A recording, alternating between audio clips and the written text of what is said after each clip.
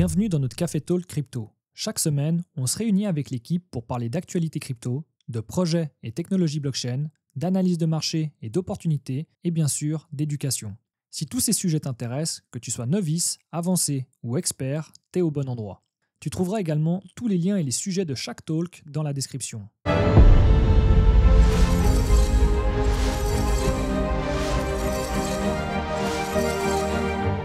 Et je peux faire une question d'amateur parce que j'ai pas envie de la faire quand on est enregistré, tu vois. Parce qu'après, mais on n'est pas en train de faire un peu une sorte d'épaule tête-épaule ou pas?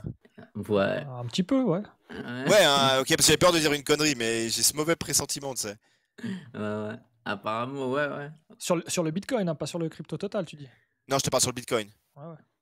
Mais sur Ouais. Ether aussi, j'ai un peu cette sensation. Bah après, tout est corrélé. Hein. Après, on fait un truc vraiment dégueu, mais pas aussi, pas en weekly ou aussi balèze qu'en 2021, tu vois. C'est vraiment dégueu, mais encore plus petit, quoi. Mais parce que En moi, plus je la prends en petite unité, mensuel. quoi. Tu sais, quand tu la prends en mensuel, elle est vraiment. Et je Ah, dis, en il y a déjà eu mensuel. des charts comme ça qui sont remontés vers le haut rapidement, Ah ouais, dans vos putain. C'est souvenirs. vrai que je l'avais pas remarqué en mensuel. Attends, hein. Je suis en train juste de la voir. Mais De je dis pas voir qu'en là. mensuel c'est juste, hein, je pense que normalement, tu la traites plutôt en weekly, mais j'ai vraiment l'impression qu'on fait, tu sais, on teste un top, on retrace, on reteste, puis on retrace, mais on Mhm. reteste plus bas et on retrace. Et puis c'est ça qui fait peur, c'est quand tu retestes plus bas, quoi. Après, la bougie de ce mois-ci, soit, ben voilà, on se fait défoncer, et du coup, ça sera exactement comme la pattern de avril 2021, la petite bougie un petit peu mensuelle, un peu moche, puis ensuite, boum, explosion en bas. Soit on redécolle, et puis du coup, ça ravale tout, et puis du coup, ça refait une bougie qu'on Mais, s'en mais, tu- souviendra pas, mais... mais graphiquement, j'ai pas le souvenir d'avoir décollé dans ce genre de situation, et j'ai plutôt le sentiment qu'à un moment, ça va range un poil, tu sais, sans jamais redépasser, et d'un coup, tu connais la suite, quoi. Ouais. Moi, je pense aussi à cette Un bon vieux impression-là. vomi, C'est tu pour vois. ça, personnellement, je me dis, putain, qu'est-ce qui se passe là? Merde. T'as vu? Et moi, après, l'autre théorie qui me fait peur, mais ça, en fait, ça me fait marrer parce que quand ça commence à être beer, tu commences à avoir des scénarios catastrophiques dans ta tête, et quand c'est bullish, t'y penses pas. Mais imagine, c'était une. Tu sais, c'était pas un bull run, mais une micro-bulle de lancement de campagne de Trump, toute cette histoire-là, tu sais. Imagine, d'un coup, ça redégueule, et en fait. Tu vois ce que je veux dire, Diego? Un peu le Ouais, truc je vois, pas je vois. beau, tu vois? Genre qu'en fait, il y aurait une montée un peu spéculative, parce que si tu regardes bien, les retailers, personne n'en a vraiment parlé.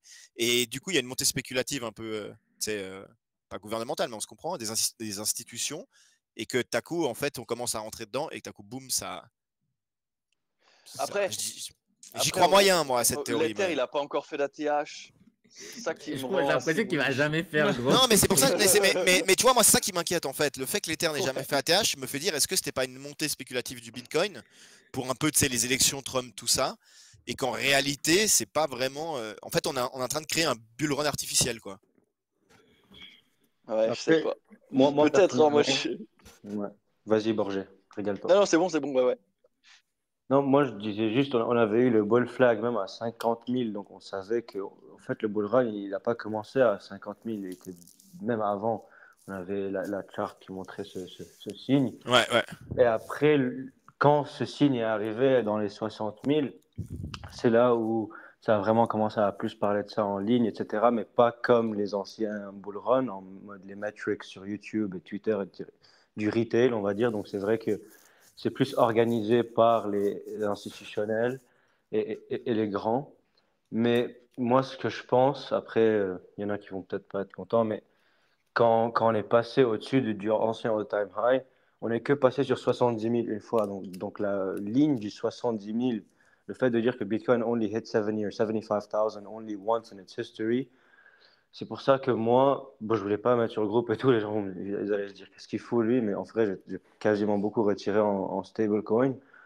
Euh, Quand on était dans les environs de 100 000 sur Bitcoin et 3600 sur Ether, parce que si on regarde, tu as tout ce range de 70 à 90 où c'est vierge, il n'y a absolument rien dedans. Et tout ce channel, moi, je n'arrive pas à croire qu'on va jamais range dedans et tester certaines valeurs. Donc, C'est-à-dire retester les 70K par exemple. ouais, non, peut-être pas 70, mais pour Ether, pas pour Ether, pour Bitcoin, même 85, 80, in between these values.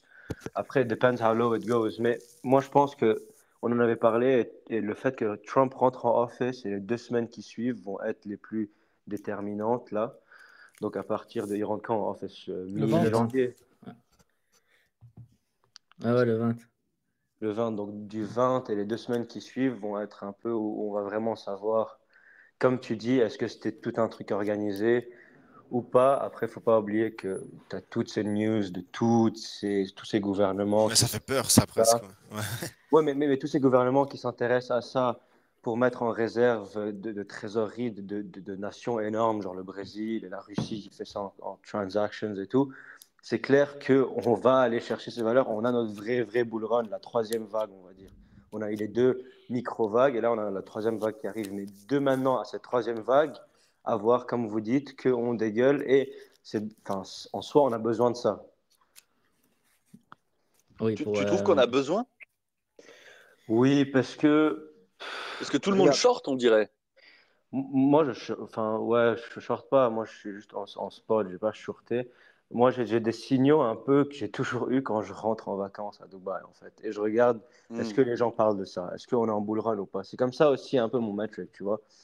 Et j'ai pas trop eu ça, alors qu'à l'époque, je l'avais eu. Et à un moment, on arrivait vers 100 000. Je recevais des messages de mes amis un peu. Mais là, on n'est pas encore en retail bull. Donc, en attendant ce retail ball pour que tous ces instituts se repositionnent. Ils peuvent, comme vous avez envoyé la vidéo, là, faire un peu de manipulation de marché pour liquider tous les longs qu'il y avait ou même les gens qui shortent, qui ne pensent pas qu'on va descendre en dessous de certaines valeurs, ils vont aller en dessous de ces valeurs. Et moi, juste, je vois un panel énorme sur la chart où je me dis, how come this is never going to be touched, tu vois, ça va juste être vierge toute sa vie, ce 70 à 90 000, on va juste jamais retoucher en dessous de ces valeurs. It's hard to believe. Mais Après, que vont faire les alts? Ah, les altes. Parce que Ah, là, mais on peut non. pas aller plus bas, les gars. Parce que Si, on peut toujours aller plus bas. Ouais, on peut aller plus bas, on peut aller plus bas.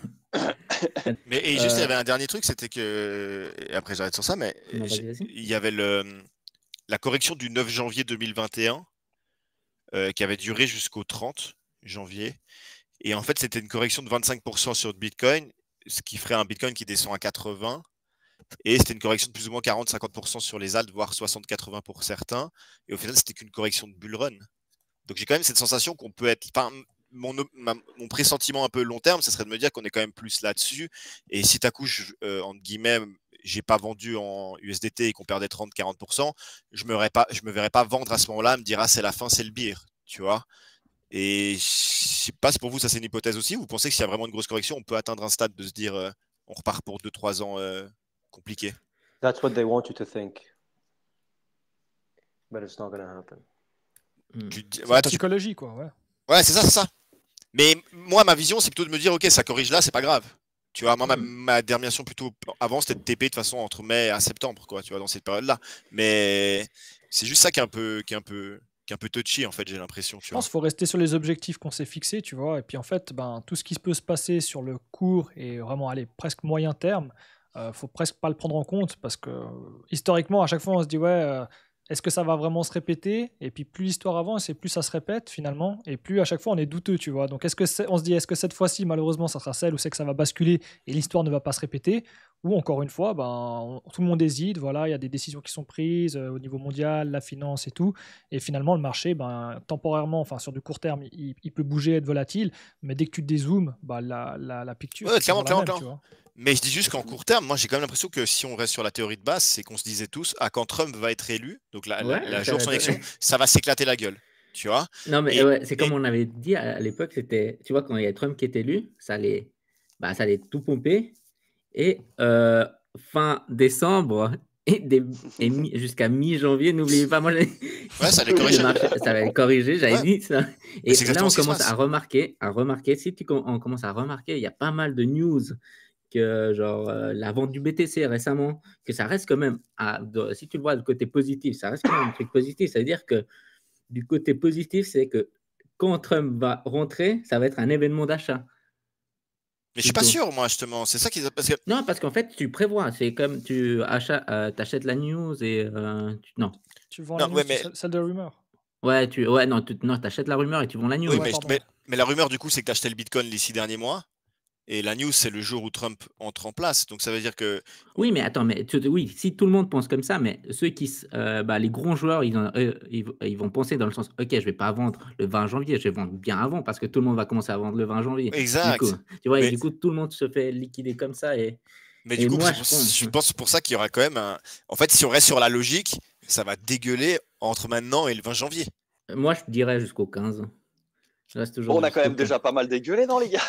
Non, mais parce qu'on parle des alts, moi je suis d'accord avec toi, mais en fait, ceux qui sont juste exposés au BTC, moi je trouve pas qu'on a pas mal Ouais. dégueulé. En vrai, c'est une baisse de quoi? C'est une baisse de 8% depuis son ATH, enfin de 10% sur le top. C'est très léger. Ouais. C'est Non, bien que mais tu on parles de peut. ça, hein, parce que moi je vois un truc, après je te laisse reprendre comme padre, mais j'ai passé pas mal de mes positions en BTC que j'avais pris en profit autour des 105K et je les ai reprises en Ethereum. Et du coup, là, mon wallet, sur les 2 3 dernières semaines, j'ai l'impression, je me dis, mais putain, qu'est-ce qui se passe? C'est super volatile et tout. Et en fait, c'est juste que je me suis exposé à d'autres trucs que Bitcoin. Et comme tu dis, Ouais, Bitcoin, il ouais, a bougé voilà, 2 3%. ouais. Mais dès que tu es exposé un peu plus, et moi, c'est vraiment juste sur l'Ethereum, mais ceux qui ont des wallets 80% altcoins, eux, ils doivent pleurer en ce moment, tu vois. Ouais, clairement. Bah, moi, je vais Mais pas te mentir Traxi, il que est pas là. moi, j'ai un wallet qui. Enfin, non, moi, on va dire 70% Bitcoin, Ethereum, 30% altcoin.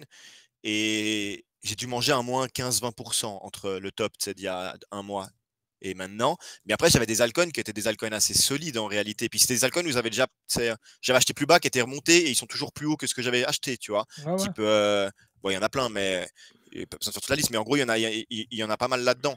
Donc c'est pas encore catastrophique. Mais c'est vrai que quand tu prends des, des graphes de pas mal d'altcoins, ils peuvent tomber quand même bien plus bas, hein. Moi, je suis pas choqué que on retourne dans des prix même moins. Tu vois, Render, il est à 7,32 $ par exemple. Moi, j'étais rentré à 5 et quelques, donc là, je suis toujours en plus. Mais en réalité, Render, il peut clairement retomber à 4, quoi. Ah oui, ça c'est sûr. Ouais, ouais. Mm. Et Bah, même plus bas, hein. bah ouais, sur plusieurs groupes, là, il y a plusieurs groupes qui disent que ça peut atteindre 88 en fait, 88 000 le BTC. Et à ce moment-là, bah, faut voir jusqu'à où ça va les Ah, altcoins. Après, moi, j'ai une technique qui marche hyper bien, mais ça, c'est un truc de trader un peu. Enfin, c'est quand j'avais fait des formations aux États-Unis de trader professionnel, c'est quand tout chute, je ferme mon ordi, quoi. Et ça, c'est la meilleure technique, si elle marche bien. Pendant 2 semaines, je ouvre pas l'ordi. Tu sais, si tu me parles de crypto, je réponds à personne, je parle pas de crypto. Et au bout de 2 3 semaines, je rouvre l'ordi gentiment, tu vois. Mais ça, c'est à double tranchant. Mais normalement, ça marche plutôt bien. Mais c'est vrai que moi, je sais pas, je reste mitigé. Je pense que quand t'es exposé sur les altes, t'as l'impression que t'as déjà pris tellement cher que tu te dis, ah, ça peut pas descendre beaucoup plus bas. Mais qu'en réalité, quand tu prends du recul, tu te rends compte que en fait, la plupart des gros, ils étaient uniquement exposés sur le Bitcoin et que le Bitcoin a quasiment rien pris en termes de chute. Mhm. Et que du coup, si le Bitcoin chute, tu peux même te retrouver avec un Ether à 2000, hein. Moi, un Ether qui flash crash à 2200, c'est pas un truc qui me choquerait du tout, du tout. Ok, ok, bah, c'est vrai. Bah, Puis d'un point de vue technique, les premiers arrêts, là, c'est Bitcoin, c'est à 85 000. ouais. Donc, ouais, on a encore un peu de marge. Ouais, ouais. Et l'Ether, tu sais, il est pas 3002 le premier arrêt? Si je me trompe Alors, pas. attends, si on prend tout le mouvement, c'est 2300. 2009. Mais si on prend juste le dernier mouvement, non, c'est 3003. Mais le 4 novembre, il était à 2004, l'Ether. Ouais, Du coup, Ouais, ça, il est juste pourrait. monté, il a dit coucou, puis après il est reparti. Ouais, mais je dis, il pourrait clairement retaper cette résistance-là au cas où il y a une grosse oui, correction. mais tant qu'il casse pas, enfin, là, on est vraiment sur le moment où il faudrait remonter un peu, quoi. Parce que s'il casse là les 3003, il pourrait clairement justement revisiter le 2006 à 3000, à 2008. C'est ouf comme il y a Et un là- mois, on était plus bullish que maintenant, tu sais. Je te jure. Je crois que ça, c'est un bon signe pour acheter, quoi. Ouais, mais en vrai, c'est ça, hein, c'est carrément, c'est vrai, c'est pas faux, hein. Bah, Mais en fait, si tu as du stable là, en fait, tu fais vite le ratio. Disons qu'on retombe à 88 ou 85 000. Du coup, quel est le pourcentage là? Si tu achètes maintenant, est-ce que tu es prêt à assumer cette perte, tu vois? Et peut-être on ne tombe pas du tout à 85, plutôt à 90, tu vois? Et du coup, bah, je pense que c'est le bon Mais, moment mais d'acheter moi, je quoi, trouve pas d'XP. mal bullish, hein, parce que la dernière résistance réelle du BTC, enfin la grosse, c'est celle du 5 novembre à 67 000, hein. Je dis pas que ça va retaper là, mais je dis ça peut très bien retaper un ATH, hein. Enfin, ça Ça peut très bien retaper pourrait. sur l'ancien ATH. C'est pas un truc qui est non plus. Lève, toi, t'es beaucoup t'as beaucoup plus d'expérience dans le Non, non, mais je trading que rigolais, hein. Je moi, suis hein. pas pro du tout Non, non, là-dedans, mais je non. rigolais, Ce que, non. ce que j'essaie de dire, c'est que si tu regardes, les cycles de 2021, tu vois le nombre de drawdowns qu'on a eu avant Ouais. l'atteinte de 68 000. Là, le nombre de drawdowns qu'on a eu depuis qu'on était à 16 jusqu'à 105, 108, c'était le 73 à 50 en Q3. Ouais. Ou même moins, 73 à 58 en Q3. Ça veut dire qu'en vrai, on a eu un massive drawdown, tu vois. Et là, le deuxième, il est arrivé. Et ça fait un head and shoulders pattern. Et tu vois, de dire que le 68, on pourrait y arriver. Et tu vois, dans l'historique, il y a tout le monde qui a cette charte qui dit, OK, si on descend en dessous de 68, c'est une catastrophe. Mais eux, ils pourraient même nous faire descendre en dessous pour créer ce fear de OK, BTC is going back to zero, it's worth jack shit, etc. Qu'on a vu dans le passé, parce qu'on ne pensait pas aller en dessous de 22, on est descendu à 16 ou 18. Et eux, c'est des pros à manipuler le marché, et eux, acheter au prix qu'ils veulent, etc. Donc, faire les autres gouvernements entrer peut-être maintenant et après leur éclater sur la gueule. Moi, je pense que quand on est à 105, 108 et qu'on voit dans le past bull run qu'on a quand même fait 68 à 16, donc moins 75%. So it's always diminishing performance and genre reduced performance, reduced drawdown, mais il ne faut pas non plus enlever l'idée que, enfin, la possibilité que de 108, on peut descendre à ces valeurs-là et eux, ils peuvent nous faire descendre encore plus bas que ça, donc sortir du channel de 70 000. Moi, c'est pour ça que j'ai un peu reduce mon exposure. Après, c'est quand même un pari, hein. C'est you never know. C'est pour ça qu'on discute de ça. On ne sait vraiment pas ce qui peut se passer. Ah ouais, là on est en price discovery de toute façon. Hein, donc, c'est ça. Là, on va attendre ce que dit Compadre, on va le suivre à la lettre. Hein. Moi, j'ai pas d'autre. Gros, moi je pense qu'on est bullish encore, hein. Malgré cette descente. Malgré que je fais d'acheter, gros, ça fait que de descendre, gros. Ça, c'est bon signe. Hein. Tu sais que ça m'est arrivé des fois de finir vraiment au fond du trou sous ma couette. Hein, quoi. Tu vois ce que je veux dire? Il faut faire attention. Mais il y a aussi un truc que je pense qu'il faut prendre en compte, c'est qu'on arrive dans un marché où c'est que les actifs, là, on va dire le top 10 quasiment, ils sont vraiment valorisés, enfin au niveau du prix. Tu vois, on a le BTC qui est autour des 100K, on a quand même l'Ether qui est à plusieurs milliers de dollars, le BNB, le Sol aussi plusieurs centaines de dollars et tout. Et en fait, c'est que pour les nouveaux entrants, tu vois, ceux qui arrivent, on retrouve toujours les mêmes paliers de psychologie finalement, où c'est qu'ils arrivent avec des petits montants, on va dire, aller jusqu'à 10 000 dollars, mais la plupart, ils vont investir 100, 200 dollars, 300, peut-être 1000, comme ça. Et en fait, tous ces gens-là, ils voient ces prix aussi élevés, et sans forcément avoir les connaissances, les compétences et tout, ils vont pas se décider en fait à rentrer là-dessus. Et du coup, ils rentrent malheureusement sur des plus small cap, quoi. Et puis, quand on voit la volatilité, c'est clair que je pense qu'il y en a la plupart, quand on voit ce qui se passe maintenant, ils sont dégoûtés, tu vois. Les premières vagues qu'on a eues là avant Noël et tout, je pense que tous ces gens-là, là, ils sont dans le mal, tu vois. Ceux qui sont rentrés mi-décembre, parce que maintenant, je sais pas, je pense qu'ils sont pas très bien. En soi, ils sont sortis du marché. Histoire de continuer avec les news. Du coup, on va parler du tweet fait par Jesse Pollack. En gros, qu'il a tweeté que tous les actifs du monde seraient sur Base. Alors, il y a pas mal de trucs qui peuvent se passer, avoir des liens avec ce tweet. C'est que peut-être il y a un token Base qui va être créé pour la blockchain, pour la L2 de Coinbase. Bon, après, c'est une spéculation à voir. Et ou ça pourrait être aussi leur action tokenisée sur leur blockchain. Et peut-être tous les RWA peuvent être sur leur propre blockchain. Ouais, un tweet qui est passé, je ne sais pas si vous avez un avis par rapport à ça. C'est super dur à savoir pour ce token de base ou pas, parce que partout c'est marqué. En fait, Jesse Pollack, il n'arrête pas de dire non, on n'en créera pas. Mais on a plein d'informations, on a plein de petites infos, mais après, c'est un peu des trucs où on s'auto-convainc. J'ai l'impression de dire, en fait, tu vas avoir un token parce qu'ils ont marqué justement dans leur description Twitter, nous n'aurons pas de token en gras, et du coup, ça fait un petit peu effet inverse de dire, ils vont le faire au final, etc. Mais c'est difficile, et moi, je pense que personne ne sait encore, c'est vraiment une chance sur deux, là. Il n'y a pas...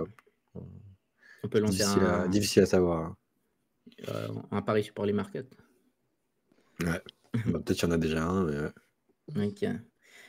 L'autre news, c'était que FTX Europe a été racheté par Backpack Exchange. En gros, si vous voyez un peu c'est quoi Backpack Exchange, en gros, c'est les anciens employés de FTX. Ouais, c'est des anciens employés de FTX, mais il faut être un peu plus avisé parce qu'en fait, les gars, un des fondateurs, il a construit Backpack, genre un wallet, il était financé à 20 millions. Il est fondateur de Mad Labs et il a acheté genre pour 32 millions de dollars le FTX, et sûrement, il y aurait un token dessus pour les MATLAB, l'écosystème Solana et peut-être les utilisateurs du Backpack Wallet. Peut-être ça peut avoir un bon retour sur FTX ou même sur le token FTT. Hein, en termes de spéculation, les cryptos on reste des singes. Hein. Moi, j'avais essayé Backpack, c'est pas mal. Hein. Ils avaient un wallet du coup avant qui était multi-chain, je crois.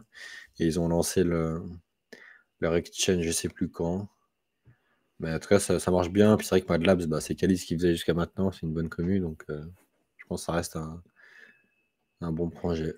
Ouais, pas oublier. Il y a une petite news comme ça que Donald Trump soutient un projet de NFT sorti sur sur BTC, sur Ordinal. Il a sorti ses cartes maintenant sur NFT, sur Bitcoin encore. Et un autre truc que je voulais faire, une petite section, les prédictions de 2025. J'ai vu un peu sur d'autres podcasts. En gros, chacun peut dire une prédiction qui pourrait arriver 2025. Vous en pensez quoi? Genre un peu au bol, hein. Faut réfléchir alors. Une prédiction, je peux commencer. Hein. Je pense pas que cette année, la gouvernance de Trump achète du Bitcoin, moi, perso. C'est difficile. Hein. Tu penses que ça va le faire plus tard? Tu penses qu'ils vont acheter, mais plus tard que 2025? Ouais, là, c'est qu'une effet de news. Vu que c'est un gouvernement, du coup, la mise en place et tout ça, c'est. Il y a quand même moi, je pense qu'Ether, il va nous faire chier jusqu'à la fin du bull run. Putain, les déceptions, là, il n'y a pas des bonnes propositions, là ou... Allez, moi, je pense qu'un nouveau pays va dire qu'il rentre dedans. T'as un nom spécifique? Non. Moi, je sais pas les autres si vous avez un comme ça. Ouais, moi je peux donner ma prédiction. Je pense principalement autour de Solana, je pense qu'il va repasser 3e au niveau du market cap. Et puis tous les projets, en fait, la plupart des gens disent qu'il y en a plein qui vont reprendre à côté XRP ou d'autres. Je pense que Solana, sur ce cycle-là, il va quand même continuer entre les mêmes coins, les NFT. Je pense que ça va être encore un gros cycle sur Solana. Voilà, je pense que peut-être le plus gros cycle qu'on aura vu après 2021. Toi, Lev, t'as un truc en tête? Au Ralph? Tu me disais? T'as une prédiction pour 2025? Par rapport à au crypto? Ouais, en général. Toi, tu peux dire que c'est la nuit, tu vas perdre tes cheveux ou un truc comme ça. Non, moi je reste sur la même logique que je pense. Moi je pense que ça va. En fait, je pense qu'il va y avoir des grosses manipulations pour faire peur un peu aux gens et puis laisser des points d'entrée intéressantes aux nouveaux venus. Mais moi je pense que. Approche-toi du micro. Attends, je pense qu'on va rester quand même sur une. En fait, moi je verrais bien une montée progressive jusqu'à Q3 2025. Mais encore une fois, pour moi, j'ai pas envie de m'avancer. J'ai l'impression qu'on rentre dans un truc où. Ouais, mais c'est pour rigoler. C'est un nouveau marché en fait. J'ai l'impression que. J'ai peur de la manipulation en fait de ce nouveau marché. J'ai l'impression que maintenant il y a plein de gens qui ont la main mise et qui peuvent un peu plus. On est en train de te perdre là, Aleph. Ah ouais, pourtant j'ai un micro qui était pas mal normalement. Il a duré 10 minutes et. Tu sais que j'ai pas bougé d'endroit. Hein. Mais voilà quoi. J'ai pas vraiment une prédiction encore assez claire à l'heure actuelle. Alors tu dis pas l'Ether à 10 000K? En termes de prix? Ouais. Mais moi, en fait, je verrais l'Ether. En fait, moi, j'attends le moment où l'Ether surperforme Bitcoin en termes de juste de montée, tu vois, dans le sens comment ça surperformer. Après, 10K, je pense que c'est faisable, mais je sais pas, l'Ether, il m'inquiète de plus en plus, en fait. Bon, BlackRock, ils achètent, hein. Ça achète, hein. Ouais, sur tous les gros, là, depuis que ça a baissé, ils ont fait que acheter ou rien faire. Mais c'est ça que j'allais dire, quand les gros achètent et qu'il n'y a pas de montée, généralement, ça va partir d'un coup.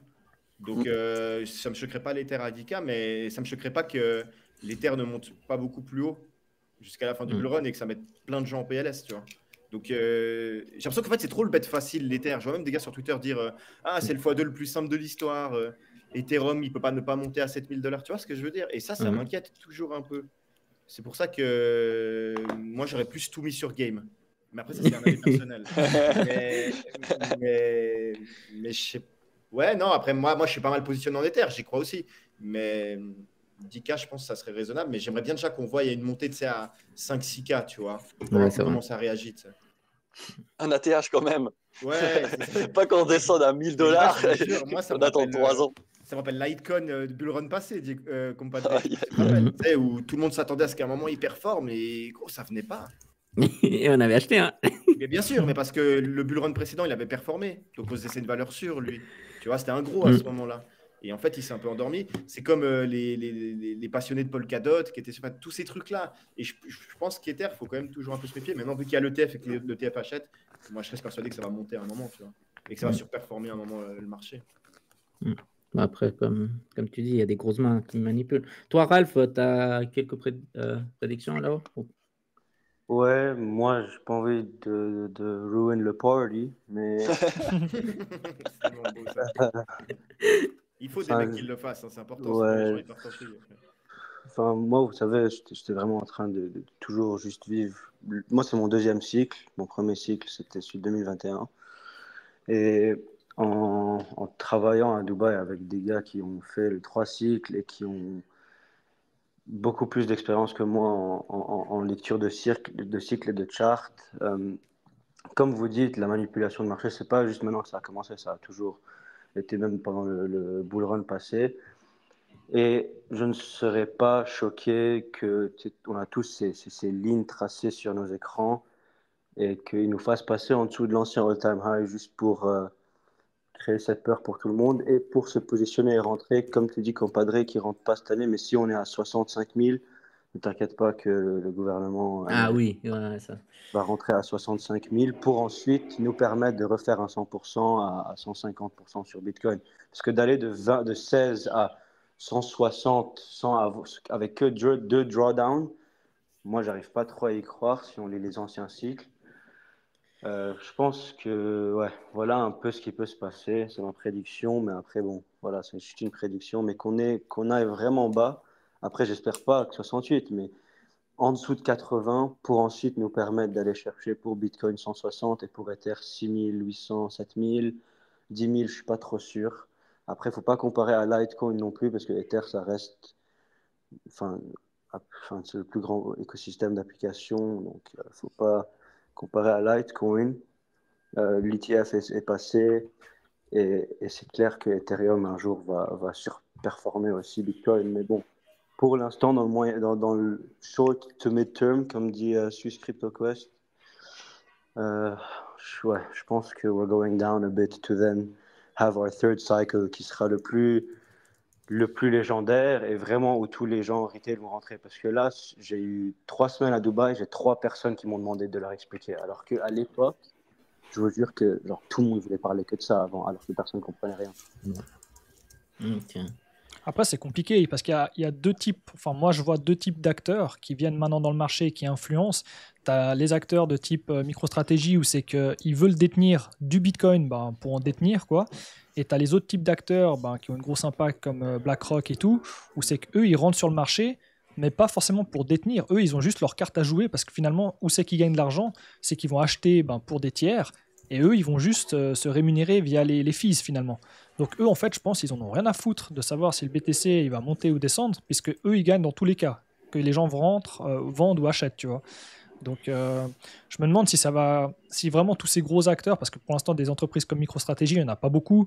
On sait que la finance tradi, ils sont très lents, ça met du temps. Il y a toujours beaucoup d'étapes qui doivent être franchies avant qu'ils puissent passer à l'acte. Et je pense que du coup, le marché crypto, on pense qu'il va justement se synchroniser par rapport à la finance tradi, mais je pense qu'on est encore trop tôt par rapport à ça et que finalement ça va de nouveau être en fait qu'on va rien changer, qu'il y aura de toute façon la partie explosive, euphorie avec le retail qui va rentrer. Maintenant, est-ce qu'il va encore rentrer sur cette année-là ou si ça va peut-être justement se prolonger, étant donné qu'on est impacté par le monde de finance traditionnelle, et peut-être que ça va se décaler sur 2026, ou même partir sur, comme tout le monde dit, enfin pas tout le monde, mais on parle aussi du super cycle, où c'est que finalement on arrête d'avoir ces vagues, et puis que Bitcoin resterait avec une stabilité de plus en plus moins volatile finalement, et puis que derrière les alts, ça reste le casino à monter-descendre, et puis faire comment dire, beaucoup de dégâts, quoi.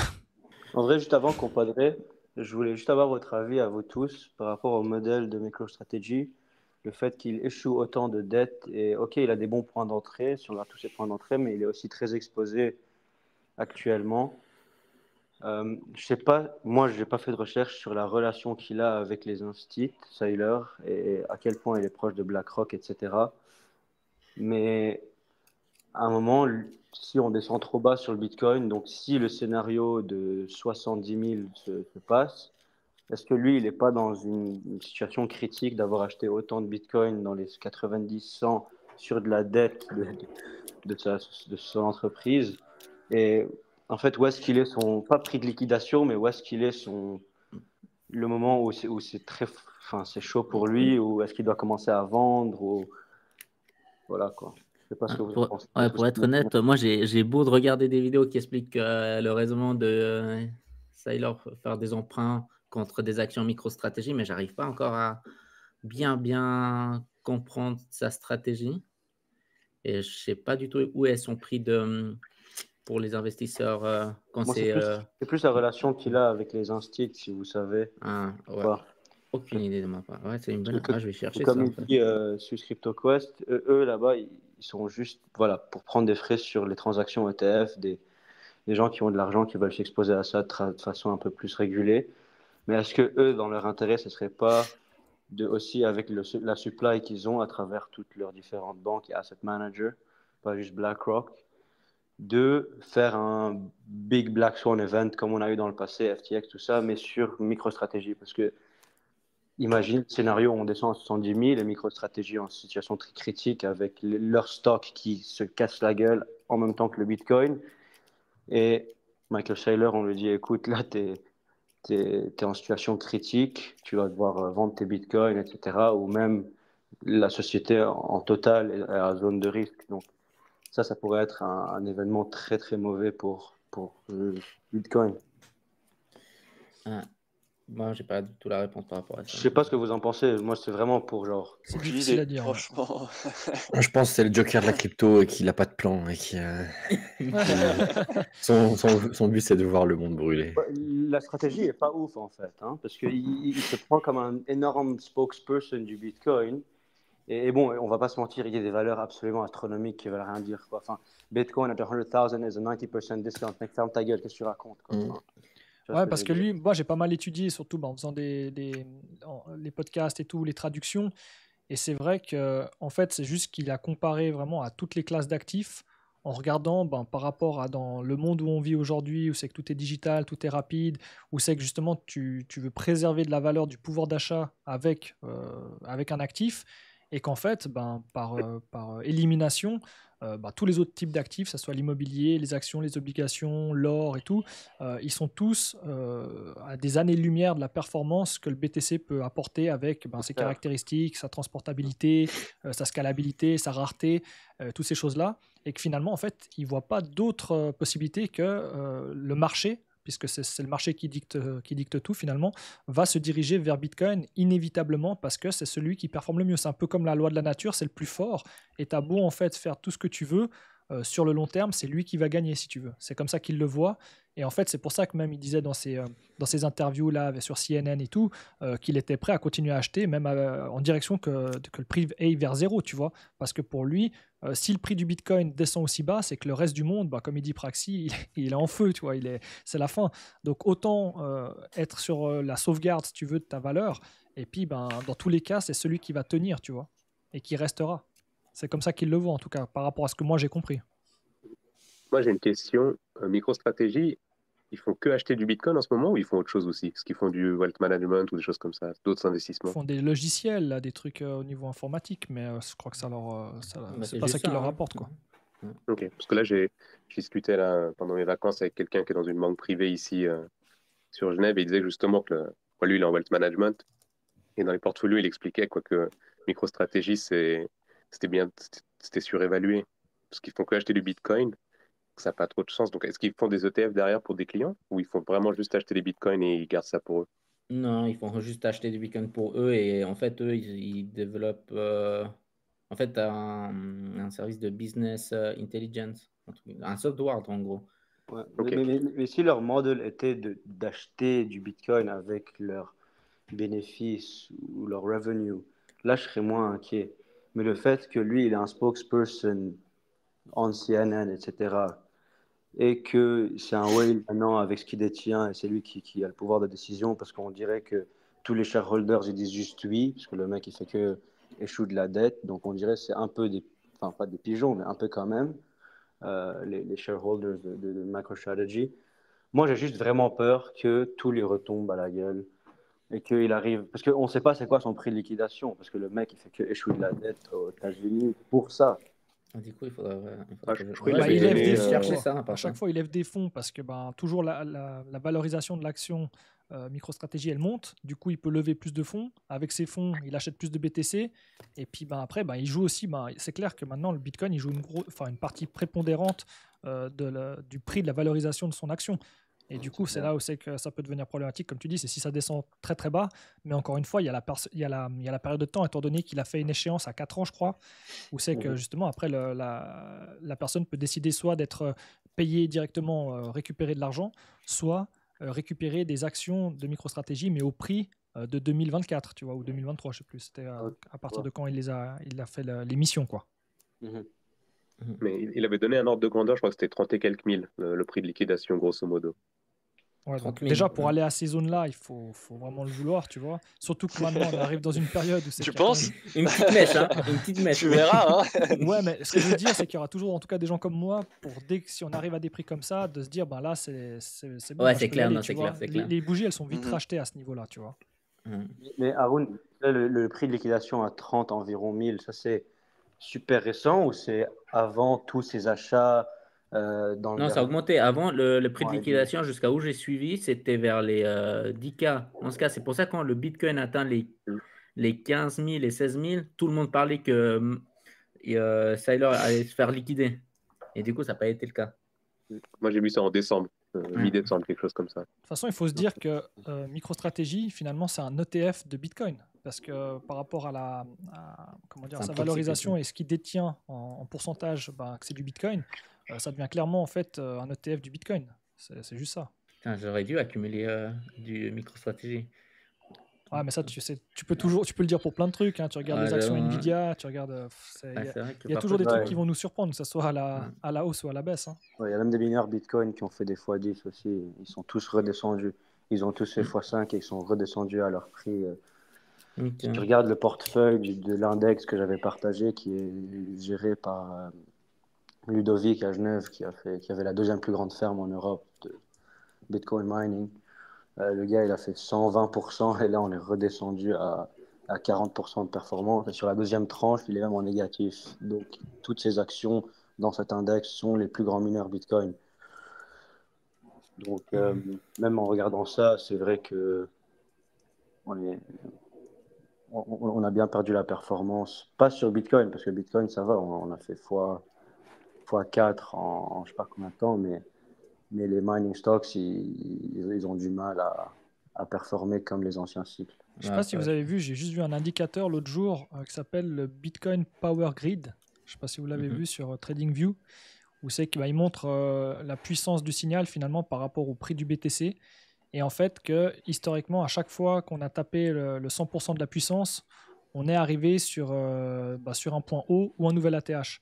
Et en fait, ce qui est marrant, c'est que si on regarde là maintenant, depuis septembre 2024 jusqu'à maintenant, on a juste pas tapé les 100, on était autour des 90 quelque chose, mais on n'a pas encore tapé les 100. Donc en tout cas, via cet indicateur, on n'aurait pas tapé encore d'ATH sur le BTC, quoi.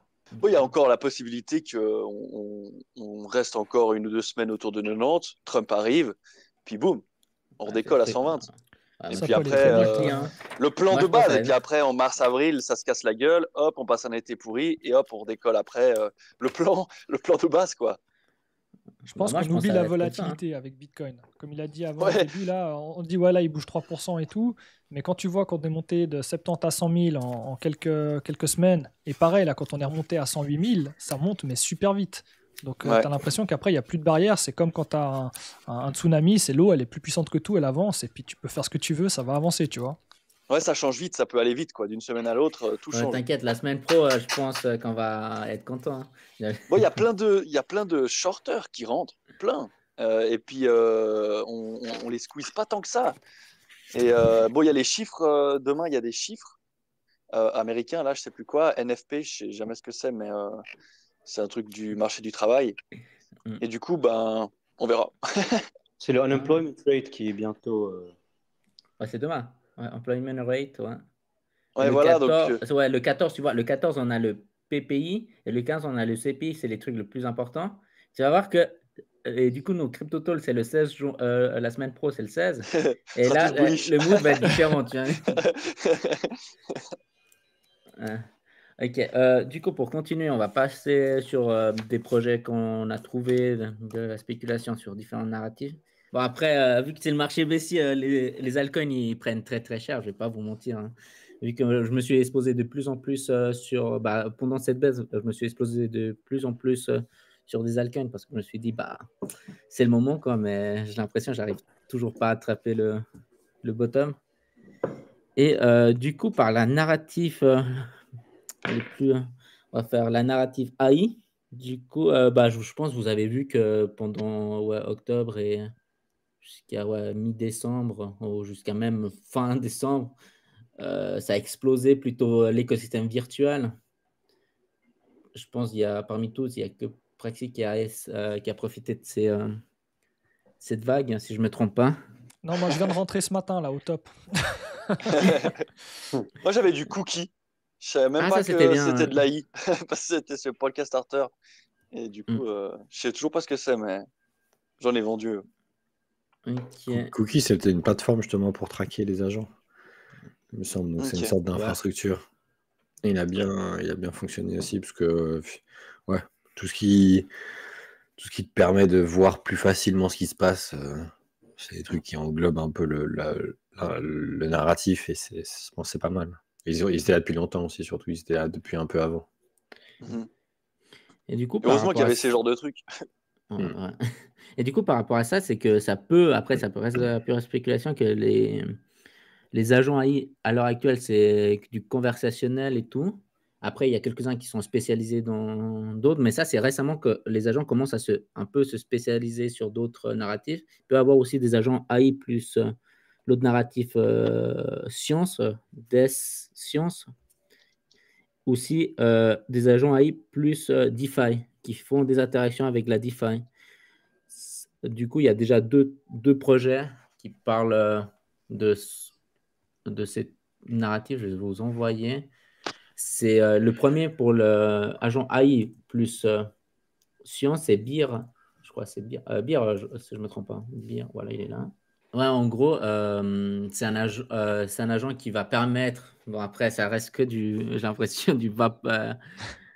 Quand tu vois déjà la photo, on dirait qu'il a fait ça sur Paint. Le bien. de la théorie. Bon, c'est vraiment du low cap, hein, les gars. C'est vraiment où c'est 1 million de market cap, hein. Après, non, c'est juste pour illustrer le fait qu'il y a déjà des agents genre spécialisés en mode agent AI plus une autre narrative. Et du coup, en gros, c'est pour aider le flux de travail scientifique, en grosso modo. Et après aussi, tu as une autre AI plus DeFi. C'est juste pour illustrer que peut-être la tendance suivante, ça peut aller dans cette voie. Okay, je sais que Jojo, toi, tu suis pas mal aussi les agents AI. Est-ce que tu as d'autres projets ou d'autres pépites, on peut dire? Là, ce qui devient le plus intéressant, c'est ceux qui justement, il y avait ce truc il y a trop de trucs qui sont juste conversationnels. Et on cherche de faire quoi? L'évolution, quoi. Comme d'hab. Là, celui que moi j'ai vu un peu qui me semblait intéressant, c'était Polytrader, qui est une sorte de. En gros, il va aller voir sur Polymarket toutes les bêtes qui semblent intéressantes, et puis il va les bet. Et en gros, pour pouvoir utiliser ça, il faut avoir un nombre de tokens X. Et après, tu peux aller déposer sur une DApp tes USDC. Et en gros, l'agent, il gère automatiquement ton wallet. Je ne sais pas si c'est un wallet mutualisé ou si c'est chacun à son truc. Et il va du coup aller trader pour toi sur Polymarket suivant s'il y a des offres, suivant s'il y a des bêtes qui lui semblent intéressants. Et pour l'instant, au niveau du backtracking, il est quand même pas mal du tout. Donc, c'est pour ceux qui veulent bet Polymarket et qui veulent faire du volume sans se faire chier, ça peut être une Pour le possibilité. petit bear drop aussi, hein. Ouais. Après, ça reste assez cher le nombre de tokens qu'il faut. Là, je crois qu'il faut pour 10 000 de tokens environ au prix actuel. Donc, ça reste une somme quand même conséquente pour un truc qui a 20 millions de market cap. Mais c'est des trucs qui me semblent Il y avait celui-là. Est-ce qu'il y en avait un autre qui était un peu. Il y avait Sequoia, en gros, qui faisait pareil. Sequoia, c'était une sorte de hedge fund AI crypto qui gère aussi et qui fait des investissements. Donc, c'est des trucs un peu plus évolués que juste du chatbot ou du truc X, à voir après comment ça fonctionne sur le long terme, quoi, parce que c'est toujours un peu compliqué ces trucs-là, je pense, à voir si ça fonctionne. Mais sinon, moi, j'ai pas trop suivi de son, j'étais un peu C'est plus Colia, tu tranquille là l'écris ces deux comment? dernières comme Sequoia. Ah, mais quand t'as dit Sequoia, je confondais. Je me disais, c'est le truc qui Non, était en non, partenaire l'autre. avec Ouais, non, non, FTX, la non, Alameda, non, mais non. c'est pas ça. Non, Ouais, moi, c'est la C'est même pour les deux autres. Sequoia, SEKOIA. L'autre jour, j'ai vu un truc sur les agents IA où Ah oui, c'est justement, Colia. il parlait à la base que ça avait été un peu inspiré aussi au niveau dans le jeu vidéo. Par exemple, tu vois les personnages non-joueurs, là, les PNJ. Mhm. Et je me demande si ça, il n'y a pas un gros coup à faire. Parce que si tu allies l'intelligence artificielle dans l'agent IA, dans le jeu vidéo, qui a un gros marché, Ouais. imaginons que tu aies des jeux justement où c'est que le but c'est d'avoir des joueurs, mais bah, forcément tu as des serveurs, des trucs comme ça, et d'avoir beaucoup de gens connectés simultanés. Imagine que tout d'un coup tu as justement des agents IA qui arrivent à prendre possession de joueurs et que finalement la personne quand elle joue, elle a pas du tout comment dire d'a priori, elle peut même pas savoir si c'est un humain derrière ou si c'est un robot, tu vois, tellement c'est bien foutu le truc. C'est possible ça, hein. Je pense que c'est aussi une des prochaines évolutions d'avoir des agents on-chain sur des jeux. Bah, il y avait Parallel Prime, c'est le jeu de cartes TCG, c'est un jeu de cartes TCG à la base. Et en gros, leur but c'est de mettre des agents on-chain qui jouent aussi. Ce truc-là, il a pop aussi, c'est un peu un nouveau projet, mais c'est du gaming IA. Et moi, j'avais vite fait essayer, hein. C'est un jeu desktop, après, il faut aimer les jeux de cartes. Et puis, C'est à la Hearthstone un peu comme ça. ouais, en gros, c'est ça, c'est un Hearthstone-like. Maintenant, il faut aimer le truc, mais c'est, je pense, une évolution aussi qu'on va avoir bientôt, c'est ces trucs-là, quoi, des agents Ouais, on-chain. en gros, que la narrative IA va rester quoi pendant tout ce cycle jusqu'à que. il y aura- Bah, ça, quand on voit. Le truc, c'est qu'il y a tout le monde qui en parle, l'AI, tout le temps, et parce que c'est tellement En entré fait, dans nos vies maintenant ouais, mais que. c'est pas le truc qui tout le monde en parle, c'est plutôt en fait la promesse qui peut donner. En fait, c'est le truc de ouf. En fait, si tu penses un peu plus loin, tu dis, OK, un agent AI sur la blockchain peut faire tout, dans le sens, il peut gagner de l'argent de manière autonome, hein. Bah, c'est pas encore le cas, mais si tu vas plus loin, tu dis, OK, si je tombe sur le projet qu'il crée l'agent où lui-même, il gagne de l'argent grâce à la blockchain, je ne sais pas, en farmant, peu importe, et il paye ses propres ressources grâce grâce au Deping, tu vois, où il peut se outsourcer, mettre ses informations dans un serveur de manière Deping, et il peut faire des tweets de manière automatisée. Du coup, en fait, l'exponentielle, elle est énorme. Certes, tout le monde parle, mais en fait, c'est que ça va très loin. Ça va pas être dans ce cycle qu'on va voir cet agent. J'espère que oui, mais je pense pas. Mais c'est peut-être pendant le bear market, il faudra chercher aussi ces types de projets s'il y a n'est pas une bulle spéculative. Ouais, il y a ça, et puis moi, il y a tout le monde utilise, en fait. C'est tellement entré dans nos vies maintenant que ça paraît inconcevable maintenant pour plein de gens de dire ah, ça n'existe plus l'AI ou je sais pas quoi, ou Encore ce ChatGPT. matin, moi j'ai un collègue qui m'a dit j'aimerais trouver une intelligence utilisée, enfin une IA, pour l'entreprise, tu vois. Et puis du coup, là, il s'est mis sur ChatGPT, tu vois, avec l'abonnement à 20 balles par mois, je sais plus combien là. Ouais. Mais tu vois que partout, quoi, ça se répand. C'est vrai. Ok. Du coup, on peut passer à la suite aussi. Tu as les mêmes coins, hashtag culte. Je sais pas si vous avez remarqué que pendant cette baisse, l'unique même coin qui a pas descendu, bon, il a descendu, mais il était quand même sous-performé le marché par rapport aux autres, c'est SPX. Du coup, je me dis, est-ce que le retour des mêmes coins de Mourad peut revenir? Ou, tu vois, certes, après les agents ils restent comme des mêmes coins à l'heure actuelle, mais SPX, MOG, tous ces trucs, ils peuvent. Il ne faut pas les oublier, quoi. Il ne faut pas dire, ouais, bon, c'est fini, ces mêmes coins. On est des singes. Du coup, à tout moment, bah, si ça repart,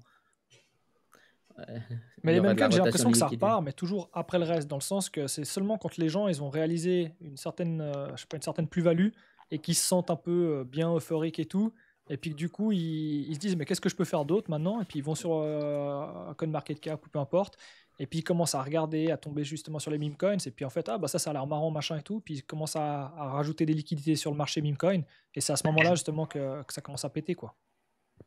Ouais, moi, sur les autres cycles, je t'aurais dit la même chose, mais là, sur ce cycle, je le trouve différent. Tu vois, les mêmes coins, avant que Bitcoin Pets arrive à 108, bah, il y a tout qui a explosé, genre WIFT, SPX et tout. D'un coup, ils se sont calmés, tout le monde ont oublié. Du coup, il y a des gens qui ont accumulé pendant ce temps-là.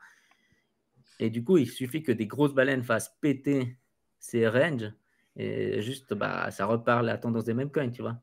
Le même coin culte. Et Ouais. du coup, tu vois, tu as les agents AI qui range, et d'un coup, pack, ça passe, je sais pas, RWA. J'ai l'impression qu'on est comme ça dans ce cycle. Vu qu'il y a tellement de tokens, je pense que ça part, la tendance est un peu comme ça, d'un mouvement, tu vois. Moi, je sais plus quoi penser, franchement, les gars. Les mêmes coins, là, j'ai vu les trucs. Moi, je me suis fait même liquider sur Mother hier. Enfin, Ah, ça fait... Aïe, aïe, aïe. ça fait plaisir. Moi, je sais Ok. pas ce que vous en pensez, mais on repart sur les deux scénarios qu'on disait. Si Bitcoin a son drawdown, qui est possible, je pense que ça va repartir comme quand on était avant le 60 à 100, où les meme coins étaient, où il y avait le plus de volatilité et le plus de performance. Après, si c'est le cas contraire, et comme a dit Borgé, quand Trump rentre en office, on monte à 120, clairement, les gens vont rester sur BTC, Ethereum, en attendant aussi la performance d'Ethereum. Et il y aura peut-être un peu moins de meme coin performance sur Solana ou Base ou les chaînes où normalement on trouve les super meme coins. Et ça va plus être des memes sur Bitcoin ou sur l'écosystème Ether, donc les runes ou même les ordinals qui performent eux. Je pense que ça dépend de dans quelle direction vont les deux bigs. Et dépendant de ça, on va savoir c'est lesquels des mimes qui vont performer derrière. D'ailleurs, les Après, runes, il s'est n'oubliez pas pas, passé grand-chose là. Là, c'est en train de sombrer aussi. ils ont eu ce petit cycle, les runes aussi. Ouais, un tout Mais petit, moi, hein. j'allais dire, il faut pas oublier que Arthur Hayes, il a dit que la saison des altcoins commencera quand le Bitcoin il aura atteint les 4000, il aura dépassé 4000. Quand l'Ethereum. Ether, Ethereum, ouais. excuse-moi, Ethereum. Et il a dit quand? Non, bah, il a jamais dit quand. Le 24 janvier. 24 janvier, genre à minuit, quoi. C'est vrai que là, de ce que j'ai suivi sur Solana, c'est vrai que d'habitude, il y a toujours un lag, à part le dernier quarter qu'on a eu la fin 2024, où vraiment ça a suivi un peu la vague qu'on a eue sur Bitcoin et le reste, les mêmes coins ont bien suivi. Mais normalement, il y a toujours un lag de quelques semaines, comme vous disiez là. Je pense que les gens ils commencent à prendre un peu des profits et puis ils se remettent un peu sur des trucs plus risqués avec des market cap plus bas. Mais je trouve que les retracements constables sont vraiment abusés, quoi. Moi, j'ai arrêté d'acheter là ces derniers temps. Moi, j'ai rechargé un tout petit peu, mais je fais un peu plus gaffe. Et c'est dur, même les très gros sur Solana ou tout ce qui est un peu au milieu, même les narratives AI, machin, c'est dur d'acheter le bottom, quoi. Ça creuse tout le temps, quoi. C'est pour ça, moi, je Ouais, me suis c'est remis fort. en DCA, en tout cas sur le BTC, tu vois. J'en ai relancé un là pour 2 mois. Et puis on verra bien, quoi. Au moins, je me prends pas la tête à essayer d'acheter le bottom. Des fois, je fais des petits achats, on va Ouais. dire sporadiques. Quand je vois que on arrive vers les 91, 92, en général, ça a toujours repris. Maintenant, ça veut pas dire qu'on va pas aller voir plus bas, quoi. Non, les DCA, ça, j'ai pas arrêté. Je parle surtout sur les mêmes coins, Hmm. où c'est compliqué, quoi. Après, là, j'ai vu il y a peu de meme coins et puis les market caps sont assez bas sur XRP. Je voulais me pencher un peu là-dessus. Sur Et les mêmes voir- coins d'XRP, ouais. Ah ouais, ça, c'est un bon truc. ouais. J'ai vu deux gars en parler des mêmes coins de XRP. Je suis pas du tout dessus, mais il y a des trucs qui se passent. Parce que, certes, on peut Ouais, parce que FUD même XRP. de ce que j'ai vu, le top 10 des mêmes coins sur XRP, il n'y en a même pas un qui est au-dessus d'1 milliard en market cap. Donc, ils sont tous à des dizaines, centaines de millions pour le moment. Donc, ça peut être encore intéressant d'aller voir, trouver le prochain gros truc, quoi. Mais Pour Mais voir les s'il y gars, a des volumes. mais les ouais, il y gars, a du volume, ouais. Ah, il y a des corrigez- volumes? Ouais, il commence à avoir du volume, ouais. Ok. corrigez-moi si je dis une bêtise, mais XRP, son use case, in fine, c'est le institutional payments. Donc, comment est-ce que vous vous intéressez à des meme coins sur une chain qui ne correspond pas trop à cette vertical, alors que c'est plus sur Solana et Base et les autres layers? ou ont Je pense toujours que été. l'un n'empêche pas l'autre. Ah, Hein. Après, oui, ça sera pas. À voir combien de temps ça dure, mais. Je suis pas un meme coin specialist, moi, malheureusement. Moi, j'aime vraiment pas le chart du XRP. Si tu regardes depuis toujours, en fait, il a eu très peu de moments de gloire. Il a fait que de ranger tout le temps. Et il a eu son moment de gloire à chaque fois qu'il y a eu un ATH sur les cryptos, quoi. Mais ensuite, il a jamais rien fait. Donc, est-ce que c'est. Je sais pas, je le vois presque comme un stablecoin, quoi. XRP. Bah Bon, oui. après XRP, au précédent bull, il n'a pas eu un bull parce qu'il y avait, il était en justice Il y avait le avec la procès, SEC, ouais. le procès. Et après, en fait, après, c'est pas le projet. Moi, perso, je kiffe pas du tout XRP. Certes, au tout début en 2017, j'avais acheté du XRP. Mais je sais pas, il faudra que je m'y replonge vraiment pour voir pourquoi ça vaudrait la peine d'acheter et de détenir. Tu vois. Parce que Bah, le XRP, le projet de base, c'était quoi? C'était pour les banques, c'était pour Ouais, pour les les internal banques. échanges. payments. C'est internal payments, donc Voilà. c'est les transferts internes entre les banques et aussi clairement eux ils collaborent tous ensemble, les Wells Fargo, Goldman Sachs, JP Morgan, donc les payments entre eux vont tous être settled sur Ripple avec leur nouveau stablecoin. Après XRP en lui-même, enfin, ouais, voilà quoi. Ouais. Tu vois, est-ce que dans un monde, tu vois que vraiment les banques annoncent qu'ils utilisent la blockchain d'XRP? Et ils le font déjà. Oui, ils le font, mais est-ce qu'ils l'ont déjà dit, on utilise vraiment ça, tu vois? Oui, bah, le CEO de. Ouais, bon, après, toujours XRP, c'est maintenu dans les places top 10, alors Ouais, il est toujours resté dans le top, comme, mais comme Cardano, sans quoi. réel intérêt. C'est ça qui est bizarre, quoi. Je pense que vous avez tous oublié le projet Liquidity. De quoi? Le projet, je crois que c'est Liquid, hein, Liquidity. Hyper liquide? Non, Liquidity. Liquidity, hein, c'est comme ça. Hein. Liquidity. Ah, Liquidity, voilà. Ouais, ils vont lancer leur V2. Ils sont en phase de testnet et franchement, ils restent dans leur même mentalité. Je ne sais pas si vous connaissez à peu près ce projet. Là, comme ça me dit rien, mais En gros, c'est un Très bien. protocole qui permet de faire des empreintes que en Ether et ils n'ont pas de gouvernance. Ça, c'était la version 1. Ils n'ont pas de gouvernance et leur smart contract est immutable. Ça veut dire s'ils trouvent un bug sur le smart contract, ils ne pourront pas le modifier. C'est pas comme AV où s'il y a un bug, bah, ils peuvent toujours modifier le smart contract. Donc, du coup, ils restent dans l'optique d'être full décentralisé. Et du coup, récemment, ils ont fait une version 2 où, par contre, ils vont ajouter de la gouvernance. Ils vont faire que leur smart contract, c'est-à-dire leur smart contract soit immutable, c'est-à-dire on ne pourra pas modifier. La gouvernance permettra uniquement à faire des changements, non, à promouvoir le protocole en soi. Et ils sont basés à Zurich au cas où. Hein. Ça, c'est un plus pour nous. Hein. Et du coup, ils ajoutent aussi que tu peux faire des emprunts, emprunter leur stablecoin, ça va s'appeler Bolt, et tu peux déposer de l'ETH ou des LSD, des tokens LSD, comme Lido, comme les tokens de Lido, tout, et tous les autres. Ils font ça juste pour se mettre à jour sur les nouvelles avancées technologiques de la DeFi, et voilà. C'est un truc bien à savoir, en fait. Le principal point, c'est que c'était un stablecoin qui était collatéralisé à 100% par de l'Ether. C'était ça là, le plus-value au départ et que il y avait vraiment une distribution ultra à faire du token aussi de gouvernance. Tous les frais étaient redistribués à tous les holders du token de gouvernance. Ça avait bien pris au départ. Maintenant, le problème avec ces choses-là, c'est que vu que c'est ultra décentralisé comme ça, il y a c'est beaucoup plus dur à push le truc, on va dire, à faire que la TVL augmente parce qu'il y a moins d'incentives, il y a moins de. Ça reste plus niché en fait. Dès que c'est décentralisé, c'est un truc un peu de niche et ça va pas toucher. En fait, tu t'en fous à ta mère de lui dire va utiliser ça, c'est décentralisé à 100%. Les gars, ils ont jeté les clés, il va dire ouais, mais c'est quoi, c'est quoi. Donc ils vont pas forcément venir l'utiliser alors que. Et en plus, au départ, il y a aussi quelques problèmes avec les liquidations, c'était un peu géré de façon bizarre. Ouais, ils ont résolu ce problème. Moi, j'avais pas trop bien compris. C'est pour ça que j'ai pas. C'était ça aussi qui marchait peut-être pas trop. Je pense qu'il a un peu fait galérer, c'est que la liquidation, c'était bizarre à comprendre et puis on se faisait baiser un peu facilement. Donc à voir.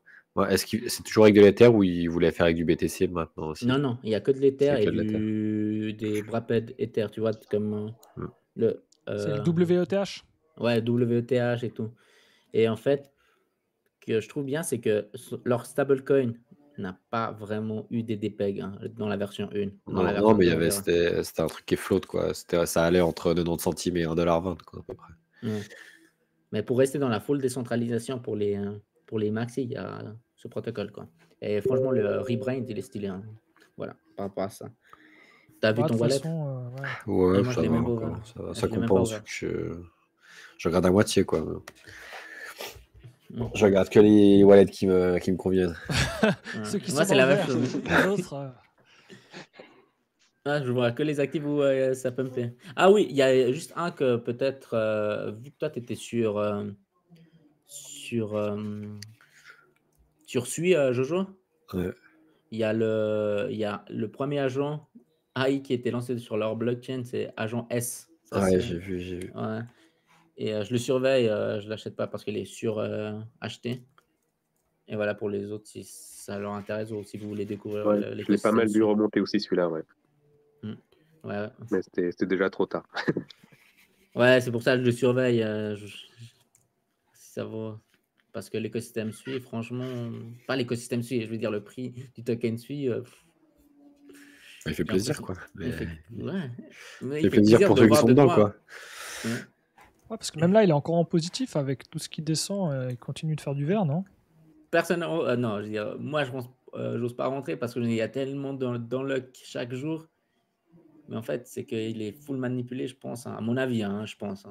Mais juste une chose, les gars, moi je vais devoir y aller, mais je voulais juste, déjà ça me fait plaisir de vous reparler et de parler du marché avec vous. Je voulais savoir si je pouvais rajouter sur le groupe un ami à moi qui vit au Canada.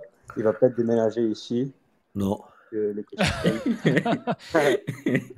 Et Bien en sûr. vrai, il est vraiment bon. Après, bon, il a un accent québécois, donc ça peut rendre fou les gens.